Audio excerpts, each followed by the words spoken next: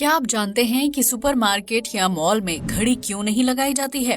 अगर आपने कभी पुलिस की यूनिफॉर्म को ध्यान से देखा होगा तो पाया होगा कि उनके कंधों पर एक खास तरह की रस्सी लटकी होती है। लेकिन क्या आपने सोचा है कि उस रस्सी का क्या काम होता है और वो यूनिफॉर्म में कंधे के पास ही क्यों होती है? आप में से बहुत से लोगों को बर्गर खाना पसंद होगा, लेकिन क्या आपको पता है कि दुनिया में एक ऐसा देश भी मौजूद है जहां अपने दोस्त या रिश्तेदार का बर्गर खाने पर व्यक्ति को जेल की सजा हो सकती है? या फिर क्या आप जानते हैं कि शुरुआती समय में फुटबॉल का रंग ब्लैक एंड व्हाइट क्यों होता था? अगर नहीं तो हमारे साथ आखिर तक जरूर बने रहें। फैक्ट नंबर 1, अगर आप सुपरमार्केट में शॉपिंग करने के शौकीन हैं तो इस बात को अच्छी तरह से जानते होंगे कि वहाँ कहीं पर भी घड़ी नहीं होती है। लेकिन क्या आपने कभी सोचा है कि सुपरमार्केट या मॉल में घड़ी क्यों नहीं होती है?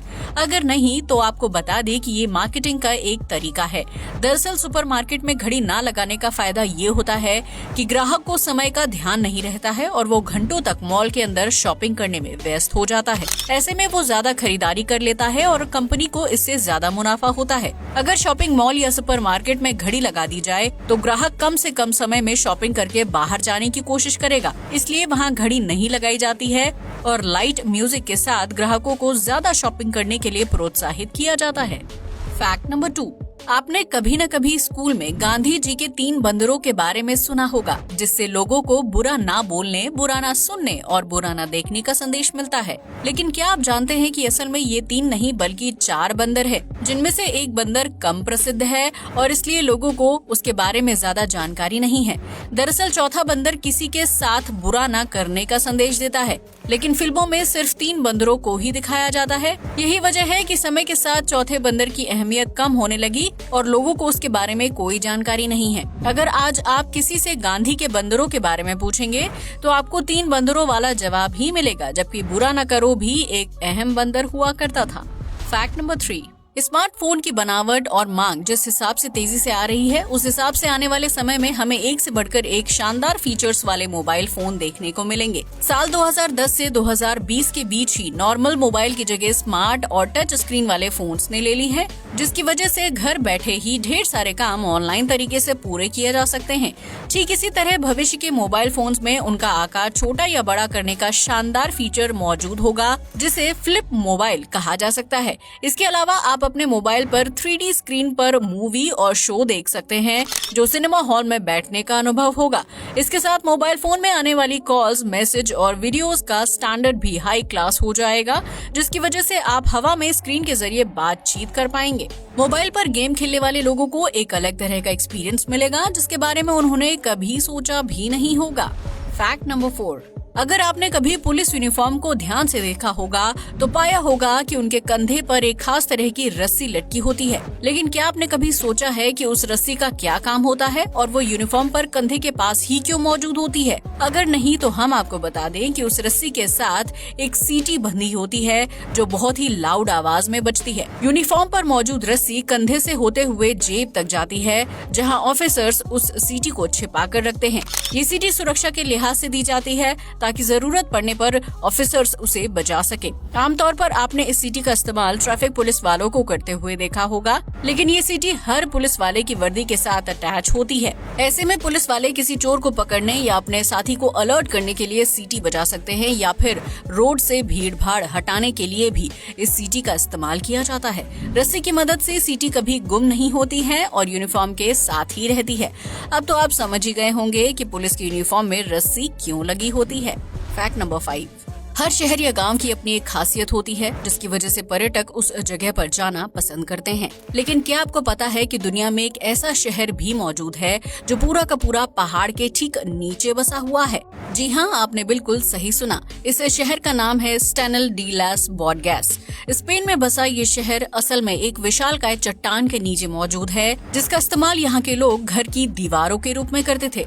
दुनिया के सबसे विशाल पहाड़ के नीचे बसा ये शहर पर्यटकों के आकर्षण का मुख्य केंद्र है, जहां रेस्टोरेंट, बार, होटल और वैली का खूबसूरत व्यू देखने को मिलता है। स्टेनल डे लास बॉडगैस में रहने वाले लोगों की रोजी रोटी टूरिज्म पर ही निर्भर करती है, जबकि ये लोग अपने घर के निर्माण के लिए चट्टान पर निर्भर हैं।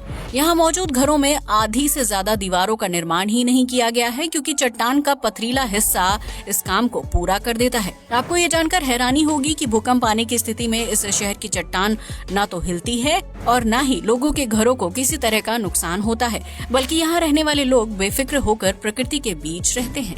फैक्ट नंबर 6, यूँ तो हर देश में नागरिकों की पहचान के लिए खास तरह का आईडी कार्ड होता है, जिससे वो अपनी पहचान साबित कर सकता है। भारत में आधार कार्ड और वोटर आईडी कार्ड नागरिकता साबित करने वाला आईडी है। ठीक इसी तरह दूसरे देशों में किसी न किसी तरह के आईडी नागरिकों को मुहैया करवाए जाते हैं। लेकिन क्या आप जानते हैं कि हांगकांग में सिर्फ इंसानों के ही नहीं, बल्कि उनके घर में रहने वाले पालतू जानवरों के भी आईडी कार्ड बनाए जाते हैं। इस देश में कुत्ते, बिल्ली से लेकर अलग अलग पक्षियों तक हर किसी का आईडी कार्ड बनाया जाता है, जो उनके मालिक को अपने साथ कैरी करना होता है।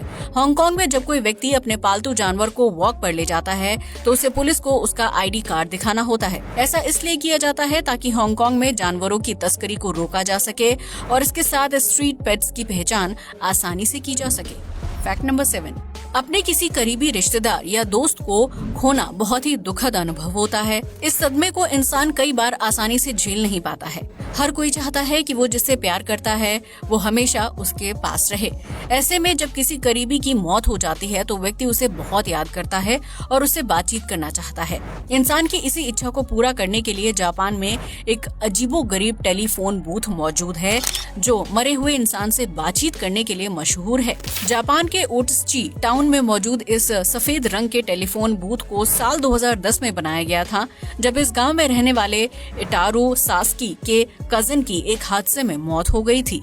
हादसे के बाद इटारू अपने मरे हुए कजिन को बहुत याद करते थे, इसलिए उन्होंने सोचा क्यों ना हवा के माध्यम से उससे बात की जाए। इसके बाद उन्होंने एक सफेद रंग का टेलीफोन बूथ केज नो डेनवा यानी हवा फोन बनाया और वहां रखी एक डायरी में अपने कजिन के लिए संदेश लिखा, ताकि वो हवा के जरिए उस तक पहुंच सके। इटारू का मानना है कि इस टेलीफोन पर बात करने के बाद उन्हें अच्छा महसूस हुआ था, जबकि टेलीफोन की दूसरी तरफ से अजीब सी आवाजें आती हैं। आपको बता दें कि टेलीफोन की तार किसी बिजली के खंभे से कनेक्ट नहीं है। इसके बावजूद भी हवा फोन को इस्तेमाल करने वाले लोगों को इसमें अजीब अजीब तरह की आवाजें सुनाई देती हैं। आपको बता दें कि इस छोटे से गांव में अब तक 25,000 से ज्यादा लोग हवा फोन का इस्तेमाल करके अपने मृत परिजनों और दोस्तों तक संदेश पहुंचा चुके हैं, जिससे उन्हें शांति का एहसास होता है। फैक्ट नंबर 8, आपने अक्सर बॉलीवुड फिल्मों में देखा होगा कि अगर इंसान सांप पर हमला करता है तो उसकी तस्वीर सांप की आंखों में छप जाती है, जिसके बाद सांप अपना बदला लेता है और उस व्यक्ति को पहचान कर उसे मौत के घाट उतार देता है। खैर, यह तो एक काल्पनिक कहानी होती है, लेकिन एनिमल किंगडम में असल में एक ऐसा जीव मौजूद है जो अलग अलग इंसान की पहचान कर सकता है और उसका चेहरा भी याद रखता है। जी हाँ, आपने बिल्कुल सही सुना। उस जीव का नाम है मधुमक्खी, जो एक बार अगर किसी इंसान का चेहरा देख ले तो उसे जिंदगी भर नहीं भूलती है। भले ही मधुमक्खी साइज में काफी छोटी होती है, लेकिन अगर कोई व्यक्ति उस पर या उसके छत्ते पर हमला करने की कोशिश करता है तो मधुमक्खी उसका चेहरा याद कर लेती है और फिर अपने झुंड के साथ उस व्यक्ति पर हमला करती है। अगर आप 20 लोगों की भीड़ में भी छिपने की कोशिश करेंगे तो भी मधुमक्खी अपनी तेज याददाश्त से आपको ढूंढ लेगी। यही वजह है कि जब मधुमक्खी या उसका झुंड किसी व्यक्ति पर हमला करता है तो वो घंटों बाद भी उसका पीछा नहीं छोड़ते हैं और उसके आसपास ही मंडराते रहते हैं। मधुमक्खी साइज में छोटी होती है, लेकिन इसका दिमाग कुत्ते या बिल्ली की तरह इंसानी चेहरे को पहचान सकता है। इसलिए भूल कर भी मधुमक्खी से पंगा लेने की कोशिश न करें, वरना आपको इसका बहुत ही दर्दनाक अंजाम भुगतना पड़ेगा। फैक्ट नंबर 9, अगर आप 90 के दशक में पैदा हुए हैं तो आपको ये बात बहुत अच्छी तरह से पता होगी कि उस समय मार्केट में सिर्फ ब्लैक एंड व्हाइट रंग की फुटबॉल मिलती थी, लेकिन बीतते समय के साथ बाजार में रंगीन फुटबॉल का चलन तेजी से बढ़ने लगा और अब तो अंतर्राष्ट्रीय फुटबॉल मैच में भी रंगीन बॉल देखने को मिलती है। लेकिन शुरुआती समय में ऐसा नहीं होता था। दरअसल जब फुटबॉल का इजाद हुआ था तो लोगों के पास सफेद और काले रंग की धब्बेदार बॉल हुआ करती थी।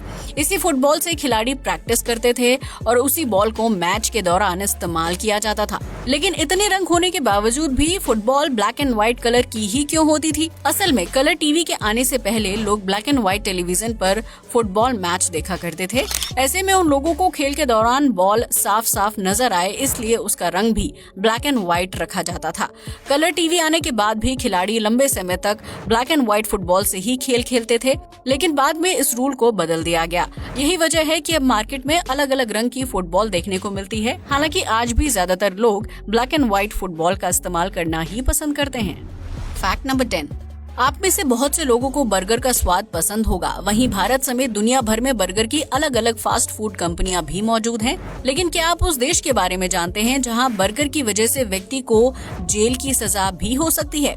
अगर नहीं तो हम आपको बता दें कि उस देश का नाम ओक्लाहोमा है और यहाँ के नागरिकों को बर्गर खाना बहुत ज्यादा पसंद है। इसलिए इस देश की सरकार ने बर्गर को लेकर अजीबोगरीब कानून बनाया है। दरअसल ओक्लाहोमा के नागरिक अपने फूड में बर्गर खाना पसंद करते हैं। ऐसे में अगर कोई व्यक्ति अपने दोस्त या रिश्तेदार का बर्गर से एक बाइट भी खाता है तो उसे जेल की सजा हो सकती है।